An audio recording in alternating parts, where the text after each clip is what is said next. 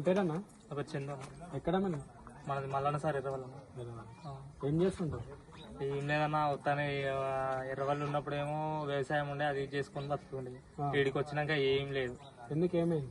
ఏమన్నా ఆడ ఇండివిజువల్ ఇల్లులు ఉన్నాయి, అందరు ఎక్కడక్కడ ఇల్లులు అయిపోయినాయి. అక్కడ ఊర్లు ఉండే సపరేట్ అందరికి పొలాలు ఉన్నాయి, పొలాలు చేసుకుంటారు. వీడికి వచ్చినాక గంపగుత్త ఒకటే 14 ఊర్లు ఒకటే దగ్గర వేసిండు. ప్రజలు ఎక్కువయ్యారు, పని తక్కువైంది. ఏం చేద్దామన్నా పని దొరుకుతలేదు. ఇప్పుడు ఆడ 400 ఇస్తా అంటే 400 పోతురు. ఇప్పుడు అట్లా లేదు. 300కి ఇస్తా అంటే 300 పోతురు, 200కి ఇస్తా అంటే 200 పోతురు. మంది ఎక్కువయ్యారు కదా, పని తక్కువ అయిపోయింది.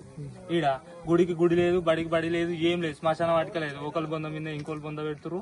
అట్లనే అది అయితేనే ఉంది. పోయినసారి ప్రభుత్వం టీఆర్ఎస్ ప్రభుత్వం అది చేస్తా అన్నది. ఆడికేం తీసుకొచ్చేటప్పుడు ఏమో ఇంటికో ఉద్యోగం ఇస్తాము, ఇక్కడ ప్రైవేట్ ఏదన్నా ఒకటి పెట్టిపించాలా, స్థానికులకి ఉద్యోగాలు కల్పిస్తాము, మల్లన్న సాగర్ వాళ్ళకి, అది ఇదని చెప్పారు.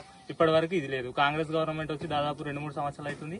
అది కూడా అది ఇస్తా ఉంటుంది, ఇది ఇస్తున్నారు. వాళ్ళు వచ్చినప్పటి నుంచి కూడా ఒక్క ప్యాకేజ్ కూడా ఇవ్వలేదు ఇంతవరకు.